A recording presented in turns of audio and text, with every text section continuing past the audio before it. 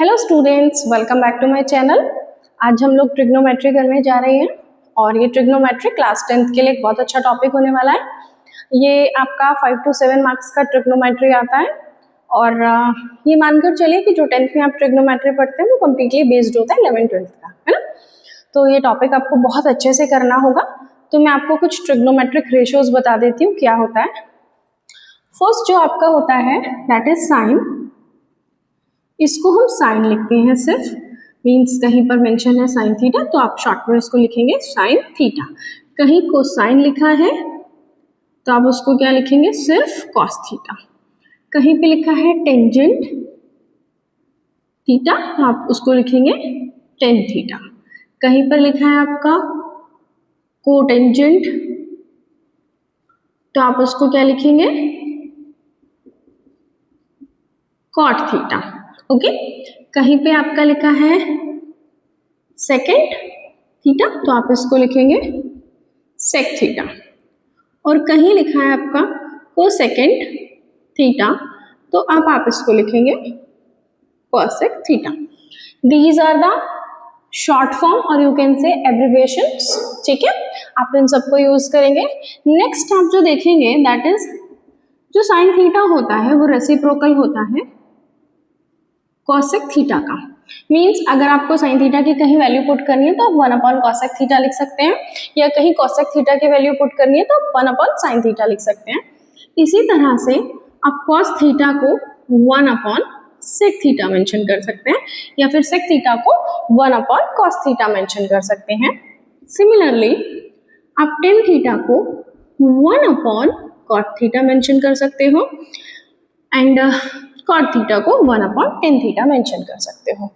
Sometimes जो 10 theta की value होगी that is also sine theta upon cos theta, and जो 10 थीटा की वैल्यू होगी, क्योंकि जो कॉट थीटा होता है वो 10 थीटा का रेसिप्रोकल होता है, तो जब हम कॉट थीटा की वैल्यू रखेंगे that is cos theta upon sine theta, मतलब हम 10 थीटा का रेसिप्रोकल कर देंगे तो हमें किसकी वैल्यू मिल जाएगी, कॉट थीटा की वैल्यू मिल जाएगी। Okay, so these are the some abbreviations or these are the some formulas which you can use in trigonometry. Clear? Trigonometry ना देखिए बहुत आसान है, इसके लिए कोई स्पेसिफिक फॉर्मूला नहीं है कि भाई आपको यही मेथड यूज करना है हर जगह। आप अपने मेथड से क्वेश्चन को कर सकते हैं। देखिए कुछ मेथड्स इजी होते हैं और शॉर्ट होते हैं, कुछ मेथड लेंदी होते हैं, बट आप उसको अपने मेथड से कर रहे हैं, मीन्स आप अपनी तरह सॉल्व कर रहे हैं तो देयर इज नो इशू। बस हमें जो गिवन है वो हमें प्रूव करना होता है, that's it in trigonometry. Trigonometry बहुत आसान टॉपिक हो जाता है अगर आपने उसकी प्रैक्टिस अच्छे से की है। तो मैं 10th क्लास के सारे स्टूडेंट्स को सजेस्ट करूंगी कि आप ट्रिग्नोमेट्री इस जून के मंथ में करिए और बहुत अच्छे से प्रिपेयर करिए, सो दैट कि जब आप हाफ ईयरली में एग्जाम्स दें या फिर प्री बोर्ड के एग्जाम्स दें आप, तो आप ट्रिग्नोमेट्री के डिफरेंट क्वेश्चंस को बहुत इजीली कर लें, और जो भी टफेस्ट से टफेस्ट क्वेश्चन आपके एग्जाम में आ जाए आपको उसको इजीली सॉल्व करना है। बहुत बार एग्जाम में ऐसा होता है कि बहुत शॉर्ट सा क्वेश्चन हो जाता है लेकिन बच्चे को वो बहुत ट्रिकी लगता है, या उसको ये बेसिक्स नहीं पता होते, उस वजह से उसके आंसर्स गलत आते हैं या फिर वो सॉल्व नहीं कर पाता उसको। लेकिन मैं आपको जो इस ट्रिग्नोमेट्री के पूरी सीरीज में जो मैं आपको सॉल्व कराने जा रही हूँ, आपको मैं बहुत इजी तरीके बताऊंगी, और एक ये मान के चलिएगा आपको एक कॉन्फिडेंस बिल्डअप करना है अपने अंदर, तभी आप ट्रिग्नोमेट्री को कर पाएंगे। मतलब जो बेसिक्स हैं वो आपको लर्न करना पड़ेगा। ठीक है, अगर आपको ये पता है कि साइन थीटा को मैं क्या क्या लिख सकती हूँ या सकता हूँ तो आप बहुत इजीली इनको सॉल्व कर पाएंगे, अदरवाइज आपको बहुत प्रॉब्लम होने वाली है, क्योंकि ये 10th क्लास में एक नया टॉपिक है।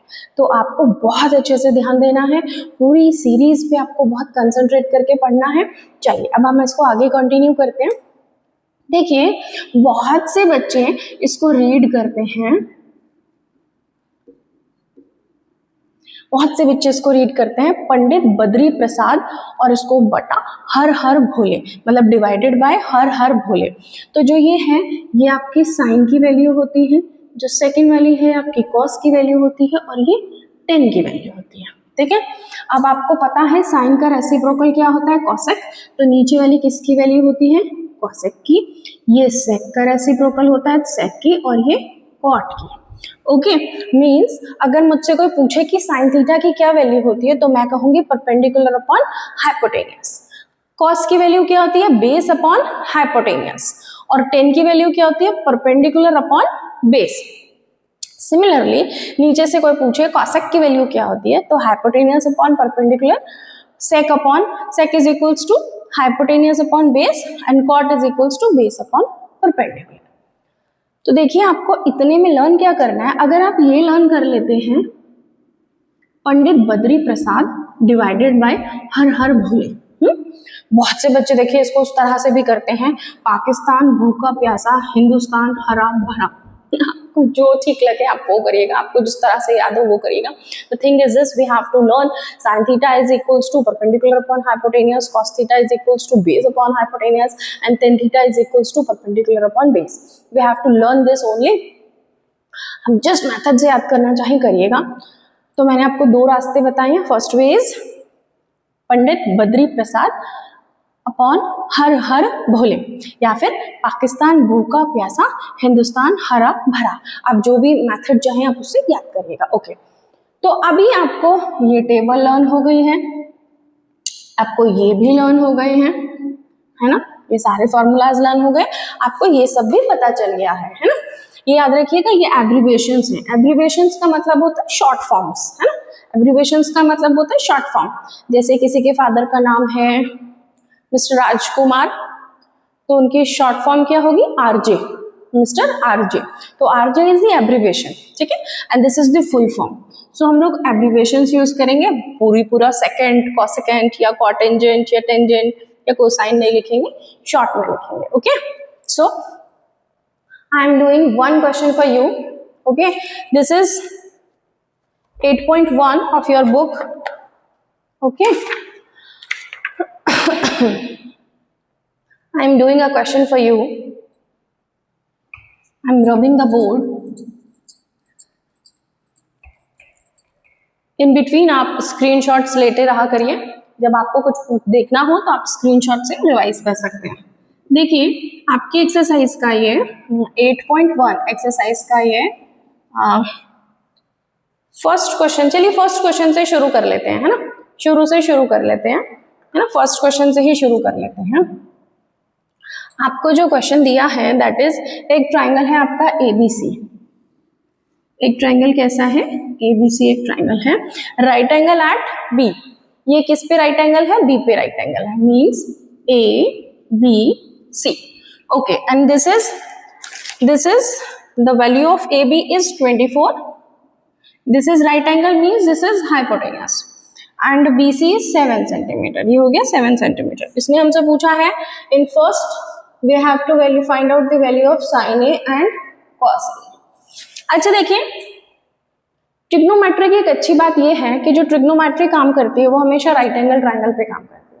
ट्रिग्नोमेट्री हमेशा राइट एंगल ट्राइंगल पे काम करती है, और जिस भी एंगल की बात की होती है, मैंने इस एंगल की बात की है, तो जो इसके सामने वाली साइड होती है वो हमेशा परपेंडिकुलर का काम करती है। किसका काम करती है?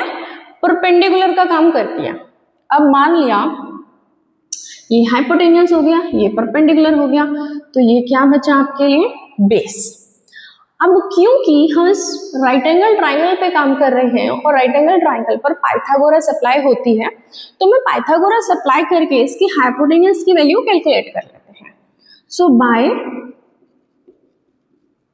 applying Pythagoras theorem. ओके, हम क्या करते हैं? पाइथागोरस थ्योरम अप्लाई कर लेते हैं।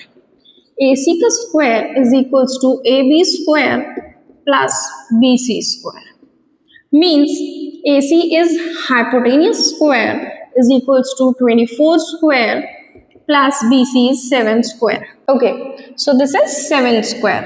This is hypotenuse square. This is 576 plus 49 means hypotenuse square is equals to 625 means hypotenuse is equals to under root 625, that means 25 centimeter. So what we will get? The value of hypotenuse is 25 centimeter. Now he is asking about what we have to find out. We have to find out sin A. तो what is sine? You will write with the help of a pencil in left corner of your book or right corner of your book. Pandit Badri Prasad upon Har Har Bhole. This is sine, this is cos, and this is tan. So value of sine is perpendicular upon hypotenuse. The value of sine is perpendicular upon hypotenuse. Here perpendicular is this BC and hypotenuse is AC, means 7 upon 25. What is the value of sine A? The value of the sine A is 7 upon 25. Similarly, cos A is base upon hypotenuse, okay. So base is this 24, base is AB and hypotenuse is AC, so this will become 24 upon 25. Is it clear students? Hope so आपको ये समझ में आया होगा. अभी हम further questions further videos में करते हैं, ये वीडियोस थोड़ी लेंथी हो जाएगी एंड आई एम एक्सपेक्टिंग कि आप मुझे जरूर कमेंट सेक्शन में रिप्लाई करके बताएंगे कि आपको कितना समझ में आया है. Thank you so much. I hope you are enjoying the video.